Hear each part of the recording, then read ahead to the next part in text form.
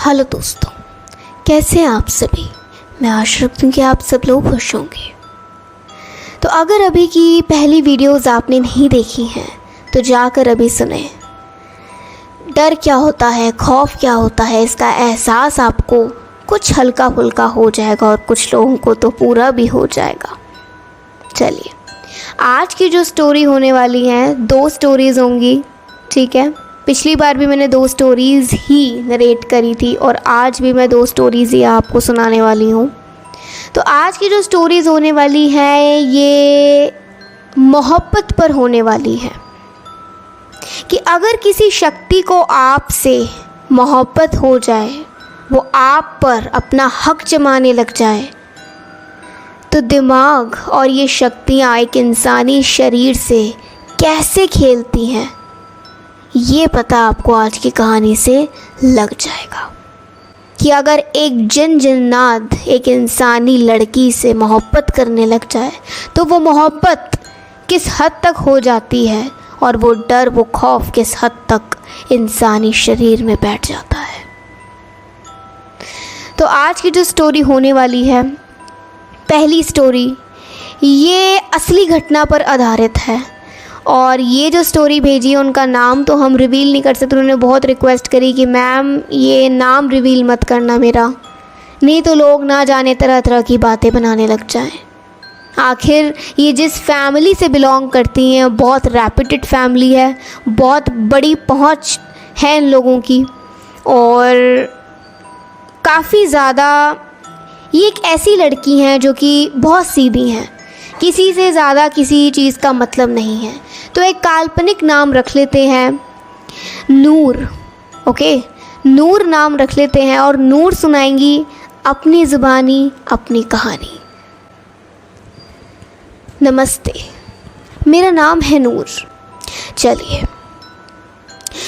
तो ये जो कहानी है ये मेरे साथ 8th क्लास में हुई थी, जब मेरे को इतना याद है कि मेरे स्कूल में ना एक टीचर हुआ करती थी जिसकी वजह से मुझे डिप्रेशन हो गया था। और इसी डिप्रेशन के बाद से मेरे साथ ये घटना हुई थी। कहते हैं कि आपकी ज़िंदगी में कोई ऐसा पॉइंट आता है जहां आप खुद से हारने लग जाते हो, जहां आप खुद से दूर रहने लग जाते हो। और जब आप खुद से दूर रहते हो तो कोई फिराक में बैठा होता है आपको अपना बनाने के लिए। कुछ यूं ही मेरे साथ हुआ कि वो जो टीचर थी ना, वो बहुत ही ज़्यादा चिल्लाती चीखती रहती थी, मेरी एक बात नहीं सुनती थी। उसकी आवाज़ सुन के मुझे ऐसा लगता था कि ना जाने क्या से क्या हो जाए। मुझे इतना डिप्रेशन हो गया था कि मैं स्कूल जाने से भी डरती थी। मुझे वो टीचर टॉर्चर करती थी, मुझे उसके टॉर्चर से डर लगता था। मेरी तबीयत बहुत ख़राब रहने लग गई थी। मुझे ऐसा लग रहा था कि न जाने ये मेरे साथ एकदम से क्यों हो रहा है, क्यों ये टीचर मुझे ही अपना टारगेट बनाती है। तो मेरे घर वालों को कुछ ऊल जलूल लगा और उनको ऐसा लगा कि इसको डॉक्टर्स के पास दिखाना चाहिए। क्या पता ये कुछ ड्रामेबाजी कर रही हो स्कूल ना जाने के लिए, या शायद कोई और दिक्कत हो, तो एक बार डॉक्टर से कंसल्ट कर लेना चाहिए।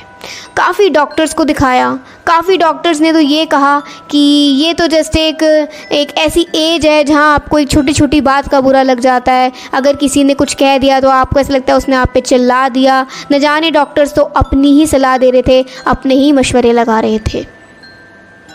फिर परिवार वालों के मन में ये भी बात आई कि चलिए मौलवी जी के पास चलते हैं।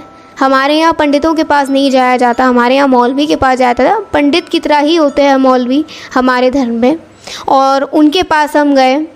उन्होंने मुझे थोड़ा सा झाड़ फूँक करी और कुछ दिन तक तो मैं सही रही। कुछ दिन तक फिर मुझे एक उम्मीद जगी, एक मुझे डर लगना कम हो गया और मैंने चीज़ों से थोड़ा सा लड़ना शुरू कर दिया। मैंने थोड़ा सा सामना करना शुरू कर दिया। अब कुछ ही दिन हुए थे ठीक हुए, पूरी तरीके से मैं अभी भी रिकवर नहीं थी, क्योंकि उस टीचर की आवाज़ सुन के, वो जो आवाज़ थी ना मेरे कानों में चुभती थी कि वो क्यों ही मुझे टारगेट बनाती है। लेकिन मेरे फैमिली ने बहुत समझाया, डॉक्टर से बहुत कंसल्ट, किसी ने तो यह तक कहा कि मुझे साइकियाट्रिस्ट को दिखाना चाहिए, शायद इसको दिमागी तौर पे कोई तकलीफ़ है। मुझे बहुत बुरा लगता था कि ऐसा सब बातें मेरे साथ क्यों कर रहे हैं। मैं सही हूँ, मुझे कुछ नहीं हुआ है। लेकिन इसके बाद कुछ ऐसा हुआ जिससे मैं कहीं ना कहीं बहुत ज़्यादा अंदर से हिल चुकी थी, अंदर से घबरा चुकी थी। ऐसा लगता था जैसे कि कभी मैं सच में पागल ना हो जाऊं। हुआ कुछ ऐसा था कि एक दिन मैं अपने रूम में बैठी थी, मैं अपना पढ़ाई का ही काम कर रही थी और बस मैं अपने में गुम थी, आराम से बैठी हुई थी सही हालत में। अभी कुछ सही लगना शुरू ही हुआ था कि अचानक मुझे ऐसा लगा किसी ने मेरा नाम पुकारा, नूर मेरे पास आओ, आओ मेरे पास आओ नूर, मेरे सामने आओ, आओ मेरे पास नूर, आओ मेरे पास नूर आओ। किसी ने कुछ इतनी दबी हुई आवाज़ में कहा, लेकिन उस दबी हुई आवाज़ को मैंने इतना क्रिस्टल क्लियर तरीके से सुना है ना कि आज भी मुझे वो आवाज़ याद है कि उसने किस तरीके की आवाज़ से मुझे बुलाया था। पहले तो मुझे लगा कि ये शायद मेरा वहम है, शायद डिप्रेशन कुछ ज़्यादा ही हावी हो रहा है मुझ पे, जो अभी भी कुछ अगर मेरे अंदर बचा है वो मुझे डरा रहा है, तो उसे मुझे बाहर निकालना है, मुझे खुद को रिकवर करना है। फिर अचानक से मुझे यही सारी आवाज़ें बार बार आने लग गई। कोई एक दिन ऐसा नहीं जाता था जब मुझे ऐसा ना लगता हो कि किसी ने मेरा नाम ना पुकारा हो। और जब मैं और लोगों से पूछती थी कि किसी ने कुछ सुना, तो सबका रिएक्शन ये होता था कि क्या सुना, तेरी ही आवाज़ आ रही है। और किसकी आवाज़ आ रही है यार? अरे तेरे मन का वहम है, तेरा मन ही तुझे बुला रहा है कि नूर तू कहीं खो गई है। ना जाने ये सब क्या चल रहा था। मुझे रात को अचानक डर लगने लग गया और ज़्यादातर वो जो आवाज़ होती थी ना, वो आवाज़ तभी आती थी जब मैं अकेले अपने रूम में होती थी या कहीं अकेले होती थी। ज़रूरी नहीं कि मुझे ये आवाज़ रूम से ही आए, मुझे ये आवाज़, मैं कहीं भी अकेली हूँ, ये आवाज़ मुझे आती थी कि मेरे पास आओ नूर, मेरे पास आओ। इसी डर के कारण से मैं ब्लैंकेट में छुप जाती थी, मैं बिल्कुल ब्लैंकेट के अंदर घुस जाती थी। तो डर लगता है कि अगर कोई ऐसे छू ले, और वो भी ऐसी शक्ति जिसको ना मैं देख पा रही, सिर्फ महसूस कर पा रही हूँ, तो वो डर एक अलग ही लेवल का होता है। कहीं ना कहीं मुझे ऐसा लगता था कि बहुत ही ज़्यादा अब ये हो रहा है। एक दिन मैंने ठान लिया कि इसको तो मैं पकड़ कर ही रहूँगी। एक दिन ऐसा सोच लिया कि आज अगर ये आवाज़ आई ना तो पूछ ही लूँगी कि ये कौन है। लेकिन कहते हैं ना कि अगर एक बार आपके साथ ऐसा हो जाए तो उस टाइम पे, उस वक्त पे आपको कुछ नहीं सूझता सिर्फ अपनी जान बचाने के अलावा। अब ऐसे ही एक दिन बैठी हुई थी, मेरे रूम के अंदर एक अटैच बाथरूम है। मैंने वो बाथरूम बिल्कुल बंद करा हुआ है, अभी मैंने उसे यूज़ भी नहीं करा है। बस बैठी ही हुई हूँ अपने रूम में कि अचानक बाथरूम से आवाज़ आने लग गई, पानी टपकने की। ऐसा लगा किसी ने नल चला रखा है, पानी टपक रहा है।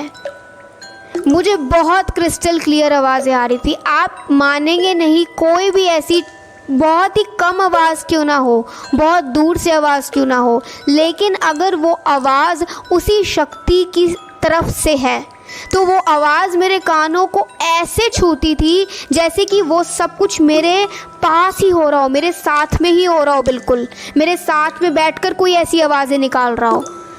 मैं दूर बैठी थी अपने बेड पे और मुझे वॉशरूम के अंदर से आवाज़ आ रही थी कि पानी चल रहा है। इतना सब होते देख, इतना सब सुनते देख मेरी रूह कांप गई। मुझे विश्वास नहीं हुआ कि मैं इतनी दूर बैठी हूँ और यहाँ से अभी कोई गया भी नहीं है, मैं तक नहीं गई हूँ, तो ये टैप अपने आप कैसे चल पड़ा। मैंने हिम्मत करके बाथरूम का दरवाज़ा खोला और देखा कि टैप बंद है। थोड़ी देर मैं वहीं रुकी कि एक बार देखूँ ये कौन है, क्या है, कोई खराबी तो नहीं आ गई है। लेकिन कुछ भी नहीं था, ऐसा लग रहा था जैसे कि बिल्कुल बंद पड़ा है, एक बूंद भी नहीं टपक रही थी उसमें से। मैंने जैसे ही दरवाज़ा बंद करा और मैं अपने बेड पे जाके बैठी तो दोबारा वो आवाज़ें आने लग गई। अब रोज़ का ये काम हो गया था कि कभी टूटी में से आवाज़ आ रही है, कभी टैप अपने आप चल रहा है, कभी टेबल अपने आप गिर रही है। हाँ, हमारे बाथरूम में एक टेबल हुआ करती थी, छोटा सा स्टूल टाइप, जो मैंने अपने बाथरूम में रखा हुआ था। वो टेबल को गिराने की आवाज़ आती, कोई उसे बार बार पटक के मार रहा है, कोई बार बार उसे पटक रहा है, कोई बार बार टैप चला रहा है। समझ नहीं आ रहा थी कि ये सब क्यों मेरे साथ ही और मेरे रूम के अंदर ये सब क्यों हो रहा है। हालांकि मैं कहीं जाती थी तो मुझे आवाज़ ज़रूर सुनाई देती, लेकिन ये जो सारी खेल थे ये तो सारे मेरे रूम में ही हो रहे थे। अब ऐसे ही सोचा कि रूम में बहुत घबराहट हो रही है, तो चलो एक बार छत पे चलते हैं, खुली हवा में सांस लेते हैं। मैं एक दिन ऐसे ही अपनी छत पे गई। नीचे ना कहीं मांझा बिखरा हुआ था। अब ना जाने वो मांझा कहाँ से आया, कैसे मेरा पैर अटका उसमें, और मैं जैसे, आप मान लीजिए कि मांझा अगर आपके पैर में अटकता है तो आप सामने की ओर गिरते हैं। मुझे ऐसा लगा कि जस्ट मैं गिरने ही वाली हूँ, पीछे से किसी ने बहुत फोर्सफुली मुझे एकदम से पकड़ लिया हो कि मैं ना गिरूं।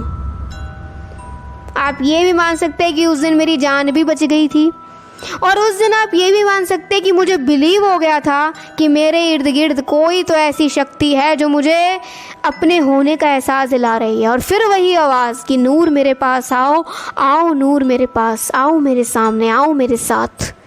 कभी आवाज़ हॉल से आती, अब तो ये आवाज़ छत पे भी आने लग गई। अब छत पे मेरे साथ कुछ ऐसा हो गया जिसको मैं किसी के सामने एक्सप्लेन भी नहीं कर सकती। अगर मैं किसी को एक्सप्लेन कर भी रही हूँ तो वो मुझे ऐसा समझेगा जिससे मैं पागल हूँ, मैं क्या बातें कर रही हूँ। आजकल के ज़माने में इतना सब हो गया। अब मैंने अपने परिवार वालों को बताया, जब मैं पूरी तरीके से श्योर हो गई कि कोई तो ऐसी शक्ति है जो मुझे एहसास दिला रही है और मुझे अपनी साइड खींच रही है। मौलवी जी के पास गए। मौलवी जी ने देखते ही बता दिया कि आपके घर पे कोई तो ऐसी शक्ति है जो आपके घर में ही मौजूद है, वो भी बहुत वक्त से, बहुत सालों से। लेकिन ये जो शक्ति है ये आपके घर की रक्षा भी कर रही है। ये जो शक्ति है ये बहुत अच्छी है, ये आपको कोई नुकसान नहीं पहुंचा रही है। मैंने भी सोचा हाँ, आज तक इसने मुझे कोई नुकसान नहीं पहुंचाया, लेकिन इसने जान मेरी ज़रूर बचाई। आजकल ये जो लड़की है जब उसके सामने इर्द गिर्द हो रही है, अब ये थोड़ी बड़ी हो रही है, तो इसकी खूबसूरती से वो कहीं ना कहीं आकर्षित हो गया है। उस जिन को इससे मोहब्बत हो गई है, लेकिन वो इसे नुकसान नहीं पहुंचाएगा, बस इसको होने का एहसास दिलाएगा और इसको रोकेगा भी किसी और मर्द से बात करने के लिए। और आप मानेंगे नहीं, उस दौरान जो भी चीज़ें हुई है ना, मेरी हिम्मत नहीं होती थी कि मैं स्कूल के अलावा कहीं और चली जाऊं, स्कूल में किसी मर्द या किसी लड़के से बात कर लूं। मेरी हिम्मत नहीं होती थी। मुझे ऐसा लगता था साथ साथ वो जिन जन्नात मेरे चल रहा है, और अगर मैंने किसी से बात करने की कोशिश करी तो मेरी जान को तो शायद कुछ हो ना हो, लेकिन सामने वाले की जान को खतरा ज़रूर हो जाएगा। अब इन्हीं चीज़ों से मैं बहुत परेशान थी। मौलवी जी ने मेरी हालत देखी, हमें सब कुछ सच बताया। उन्होंने यह भी बताया, और ये जो बात बताई है ना, ये तो कम्प्लीटली मेरे लिए और मेरे परिवार के लिए शॉकिंग साबित हुई। आप ये मान के चलें कि इस चीज़ का, इस जिन्नात का मुझे एहसास तक तो हो गया, लेकिन जो दूसरी बात पता चलने वाली थी, इस दूसरी बात का तो मुझे कुछ एहसास भी नहीं था, मुझे कुछ पता ही नहीं था। उन्होंने बताया कि आपके ही जिस स्कूल में आप पढ़ने जाते हो, इस स्कूल में कोई लड़का है जो आपको बहुत पसंद करता है, और वो आपको पाने के लिए, अपना बनाने के लिए आप पे काला जादू कर रहा है। बहुत वक्त से वो आप पे काला जादू कर रहा है। क्या आप उस लड़के को जानते हैं? मैंने कहा नहीं मौलवी जी, मैं नहीं जानती। मेरी तो किसी लड़के से बात तक भी नहीं होती, मेरी तो हिम्मत तक नहीं होती कि मैं किसी से बात कर लूँ। और ये जब साया मेरे साथ चल रहा है, ये जिन्नात मेरे साथ चल रहा है, तो ये क्या आपको लगता है बात करने देगा? उन्होंने, मौलवी जी ने यही कहा कि जब से तुम्हारी तबीयत ख़राब होनी स्टार्ट हुई है ना, ये इस जिन्नात की वजह से नहीं, उस काला जादू करने वाले की वजह से हुई है। और कहीं ना कहीं ये जिन तुम्हारी रक्षा कर रहा है, नहीं तो अभी तक तो न जाने क्या हो जाना था। आखिर ये जो जिन है ये उसने नहीं भेजा है, ये तो बहुत वक्त से तुम्हारे पास रह रहा है। इसका मैं तुम्हें हल बता देता हूँ। उन्होंने मुझे एक तावीज़ बांधा, उन्होंने कुछ पानी का छिड़काव करा और कुछ पानी हमें साथ दिया कि इस पानी को आप साथ ले जाओ और इसकी कुछ बूंदें अपने इर्द गिर्द छिड़क लेना, जिससे कि वो जो जिन्नात है वो तुम्हारे करीब भी नहीं आ पाएगा और ये जो ब्लैक मैजिक है, ये ताबीज़ इस ब्लैक मैजिक से तुम्हें दूर रखेगा। और ये जो पानी का छिड़काव तुम करोगी, इससे तुम्हें कहीं ना कहीं जो तुम्हारी ज़िंदगी में बंदिशें हैं इन ऊपरी शक्तियों की वजह से, वो सारी हट जाएंगी। खुदा पे भरोसा रखो मेरे बच्चे, खुदा पे भरोसा रखो। वो साथ है, वो अल्लाह साथ है, तो फिर कोई जिन्नात, कोई काला जादू कुछ नहीं कर सकता। बस यही सब हुआ था। और एक गलती मेरी और भी थी। काफ़ी बार मैं मगरिब के समय मीन्स 6 से 7 बजे का जो वक्त होता है, उस समय ना जिन्नात जो होते हैं वो अपने घर के लिए निकलते हैं। हमारे इस्लाम में यही माना जाता है कि ये 6 से 7 का जो समय होता है शाम का, मगरिब के समय का, ये इस वक्त पे जिन्नात अपने घर के लिए निकलते हैं। और मैं क्या करती थी, ना धो के खुले बाल करके हल्दी लगा के छत पे बैठ जाती थी। तो शायद मुझे कुछ ऐसा ही लगा कि हमारे घर में अगर ये कोई शक्ति है तो शायद उसने मुझे इस रूप में देख लिया और इस रूप में देखकर वो मुझसे आकर्षित हो गया हो। आज भी मुझे कई बार उसका एहसास होता है, आज भी मुझे ऐसा लगता है कि वो मेरे इर्द गिर्द है। लेकिन अब मैं किसी से बात करने से नहीं डरती हूँ। अब मुझे ये नहीं लगता कि कोई मुझे बात करने के लिए रोक रहा है।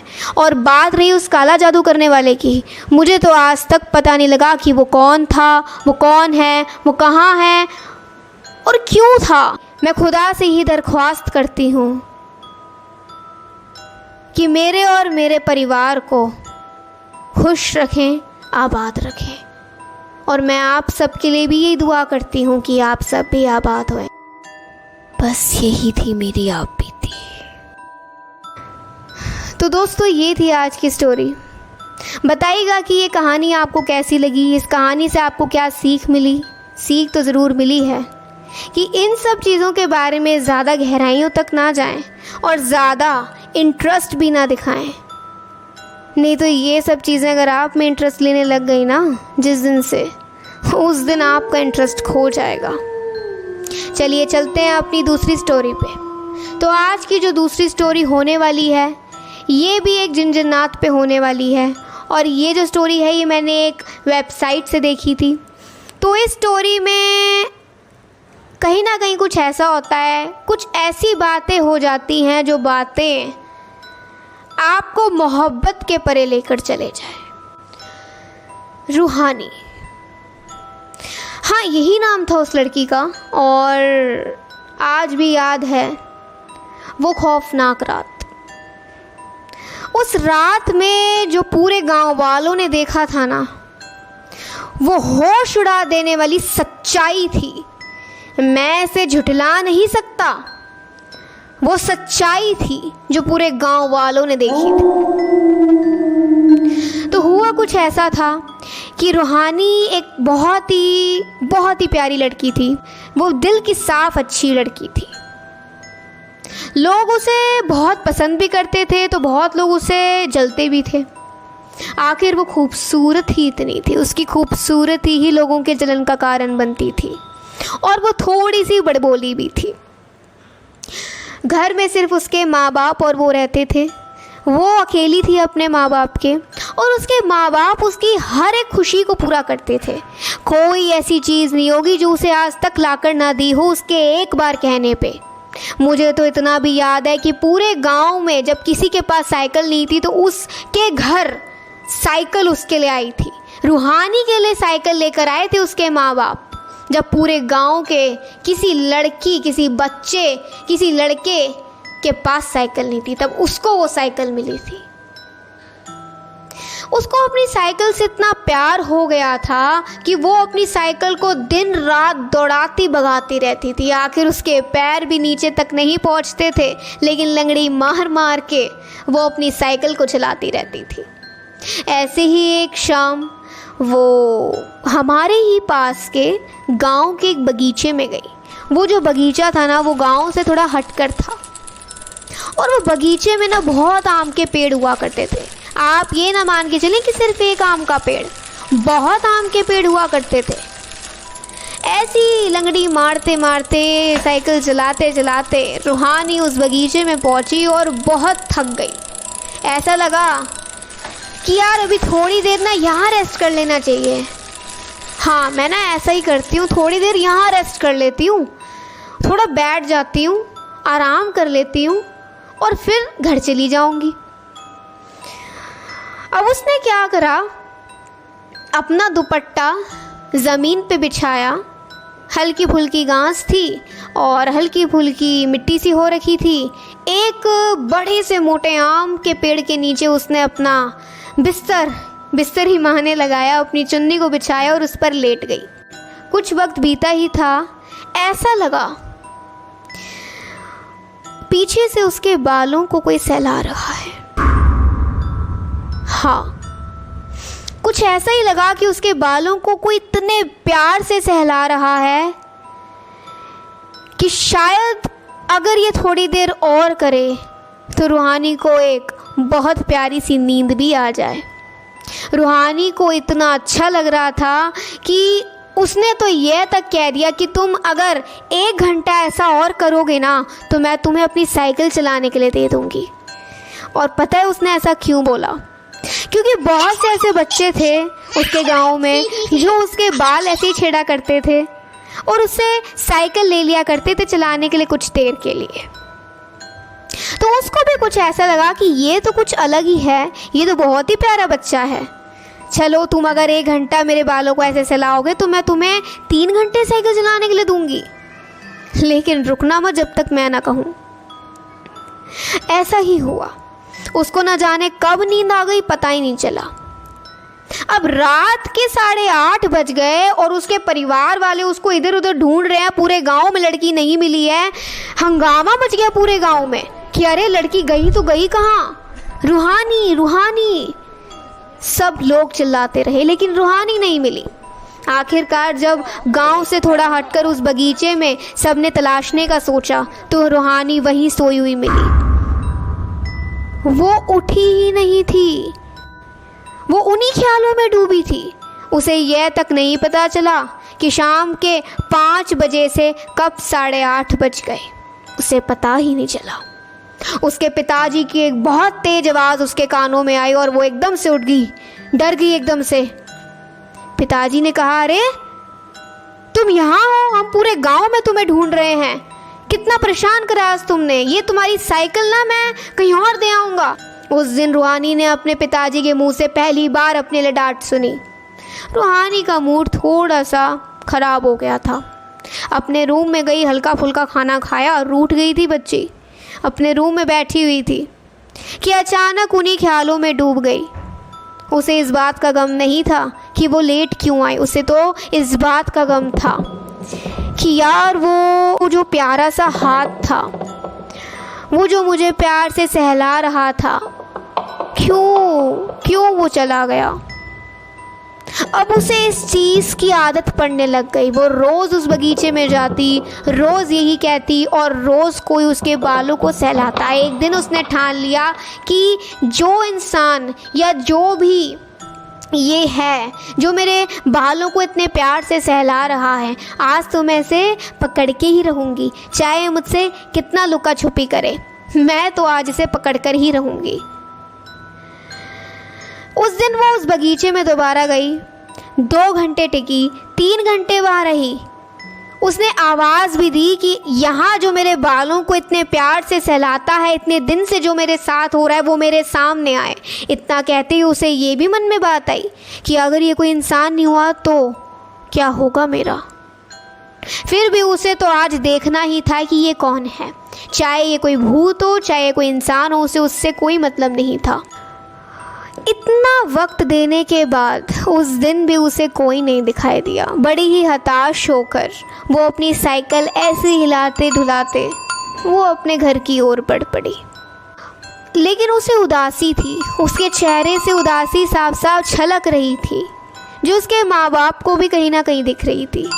उन्होंने उससे पूछा कि बेटी क्या हुआ है, तुम इतनी उदास हो, क्या किसी बच्चे ने तुम्हें कुछ कहा? तो बताओ, हम तुम्हारी सुलह करवाएं। उसने कुछ नहीं बताया। उस दिन से तो उसका खाना, उसका ध्यान सब कुछ भटक रहा था। खाने पे ध्यान नहीं था, पढ़ाई पे ध्यान नहीं था। ऐसा लग रहा था कि उसके अंदर एक परिवर्तन आ रहा है। वो अब एक बच्ची से एक जवान लड़की बनने लगी है। उसे ऐसा लगने लग गया था कि अब उसकी तो शादी हो जानी चाहिए, लेकिन उसकी उम्र इतनी नहीं। उसके बस अंदर से ये आवाज़ आ रही थी कि अब वो खुद को नहीं रोक पा रही है। उसको ऐसा लगने लग गया था कि उसको उस जो भी वो शक्ति है या जो भी वो इंसान है, उसको उससे प्यार होने लग गया और उसका दिल कर रहा था शादी करने का, कि उसके माँ बाप उसे ब्याह दे। अब ऐसे ही एक दिन वो अपने बिस्तर पे लेटी हुई थी। बिस्तर पे लेटते ही वो फिर उन ख्यालों में खो गई। अब अचानक से खिड़की बहुत तेज की हवा से खुली और ऐसा लगा एक हवा का झोंका उसके बिस्तर के पास आकर टिक गया हो, रुक गया हो वो हवा का झोंका। बहुत ही पीछे एक कुर्सी पड़ी थी। वो कुर्सी अपने आप चलती हुई उसके पलंग के पास आई।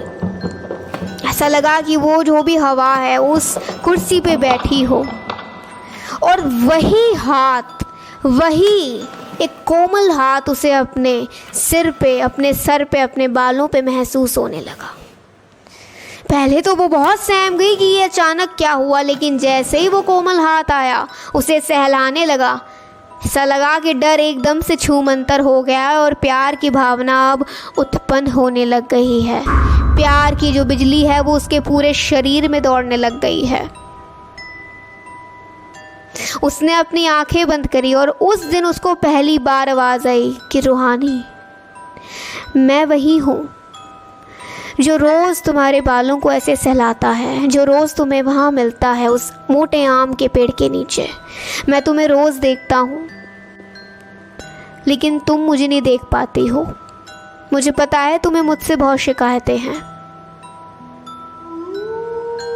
तुम्हें पता है मैं तुम्हें बहुत वक्त से अपना बनाना चाह रहा हूँ।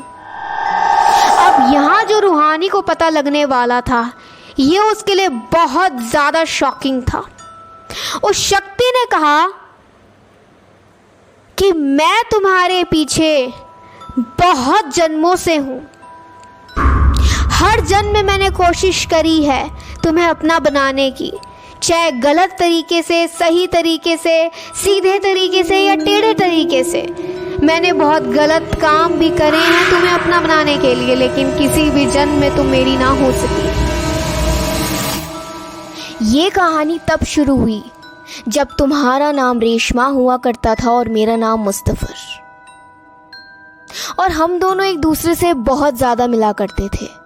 हाँ, हमारे परिवारों के बीच में ज़मीन आसमान का फ़र्क था, लेकिन हमारा प्यार बेशुमार था। एक दिन तुम्हारे अब्बा जान को पता चला। उन्हें ना जाने कहाँ किसने क्या भड़काया, किसने क्या बताया हम दोनों के बारे में, कि उन्होंने मेरा सर मेरे धड़ से अलग कर दिया था। ये देखकर तुम बहुत ज़्यादा रोई थी, मुझे आज भी याद है। मैं कुछ नहीं कर पाया था, खाली हाथ ही तुम्हारे पास आया था, खाली हाथ ही गया था। उसके बाद मैं एक जिन बन गया। मैं बहुत ज़्यादा भटका, मुझे तुम कहीं नहीं मिली। लेकिन एक दिन ऐसा आया जिस दिन तुम मुझसे मिल गई, लेकिन मैंने उस समय तुम्हें किसी और मर्द के साथ देखा। मैंने बहुत कोशिशें करी तुम्हें अपना बनाने की, हर जन्म में तुम्हें अपना बनाने की, लेकिन बना ना सका। यह जन्म मिला है और इस जन्म में मैं तुम्हें रूहानी के रूप में पाकर ही रहूँगा। अब चाहे तुम मुझे उस नाम से पुकारो या अपने दिल से एक नाम दे दो, लेकिन इस प्यार को इस जन्म में मैंने बहुत सीधे तरीके से पाना है। मुझे माफ़ कर दो जो अभी तक के पहले जन्मों में मैंने तुम्हारे साथ किया है, मुझे माफ़ कर दो। इतना सुनते रूहानी की आंखें खुली और आंखें खुलते ही उसकी आंखें पूरी आंसुओं से भरी हुई थी।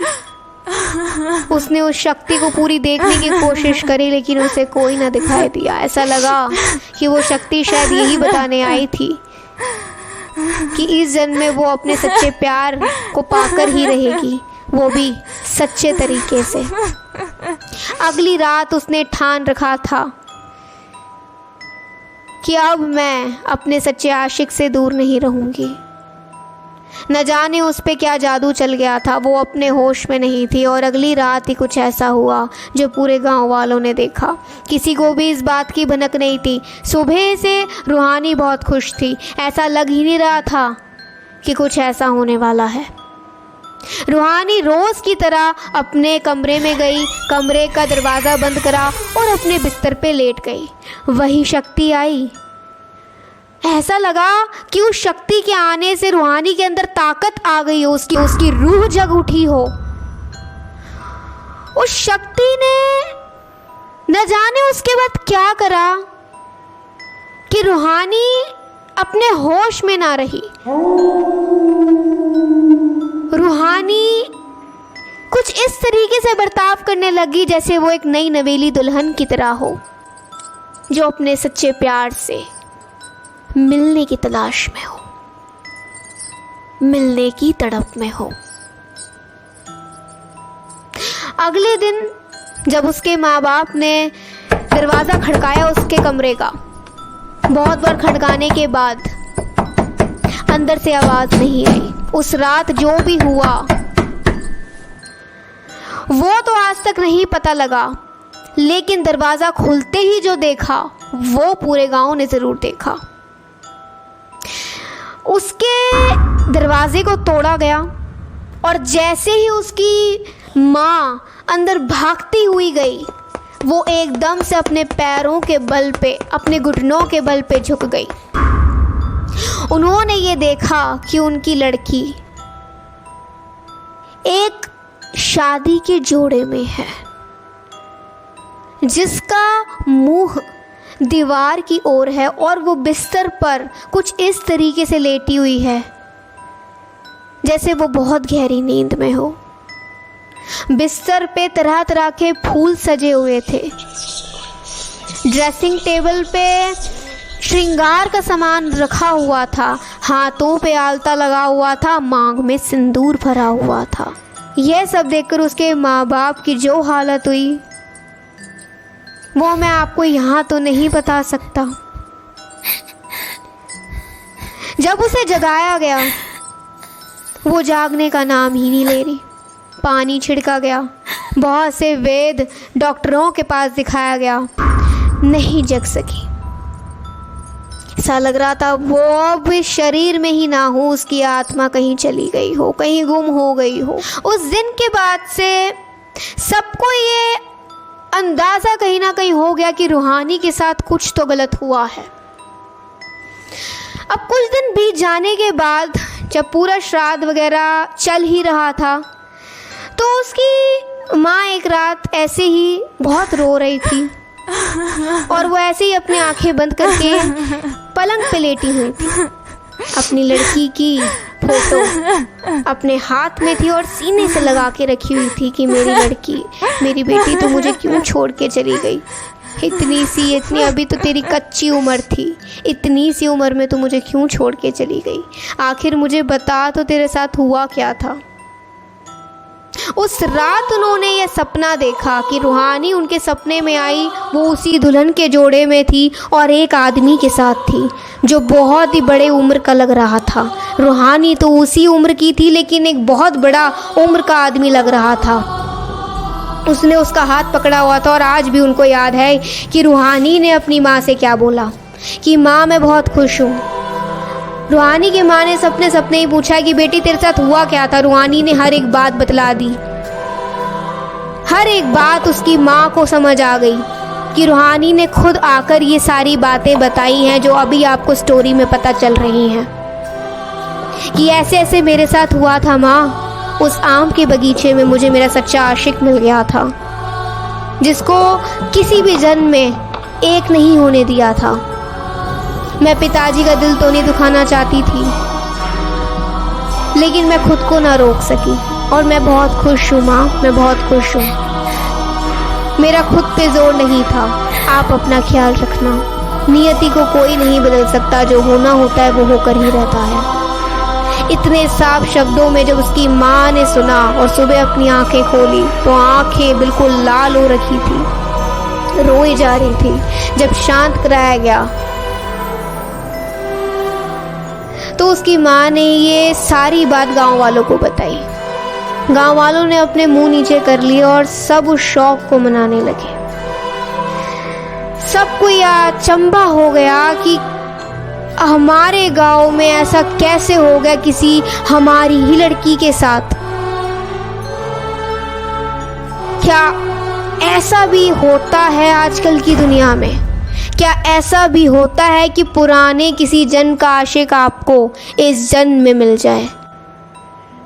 उसकी माँ बहुत रोई और ईश्वर से यही दुआ करी कि मैं नहीं जानती मेरी लड़की के साथ ये क्यों हुआ, अभी तो उसकी कच्ची ही उम्र थी।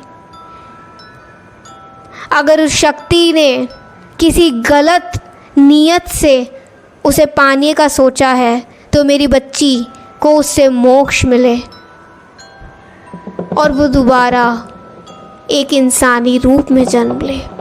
उसकी माँ ने यही दरख्वास्त करी थी। उसके बाद से उनका घर बहुत सूना सूना रहने लग गया। उसके बाद से उन्होंने कोई बच्चे के लिए आगे सोचा भी नहीं। आज भी वो चेहरा याद है उसकी माँ को कि उस चेहरे पे एक खुशी भी थी तो एक मायूसी भी थी। ऐसा लग रहा था कि वो करना तो नहीं चाह रही है लेकिन करना पड़ गया है। उस पे उसका कोई जोर नहीं था। एक माँ बाप ने अपनी बच्ची को खो दिया और अपने बच्चे को खो देना, वो भी इतनी छोटी उम्र में, कोई आसान बात नहीं। तो आज की कहानी यही थी। ये जो सारी शक्तियाँ होती हैं ना, ये बहुत खतरनाक भी साबित हो जाती हैं। चाहे कोई शक्ति कितनी ही अच्छी क्यों ना हो, लेकिन वो आपके दिल पे डर बसा ही देती है। सिर्फ ईश्वर की शक्ति है जो आपको डर से निकालती है, नहीं तो दुनिया में ऐसी कोई शक्ति नहीं जो आपके अंदर डर ना बसाती हो। अपना ख्याल रखें और ऐसी किसी सुनसान जगह पे ना जाएं। तो अगर आपके पास कोई अपने और अपनों की रियल हॉरर स्टोरी हो तो हमारी इंस्टा आईडी पे ज़रूर शेयर करिएगा। मैं मिलूँगी आपको आपकी अगली स्टोरी में। अभी के लिए बाय बाय।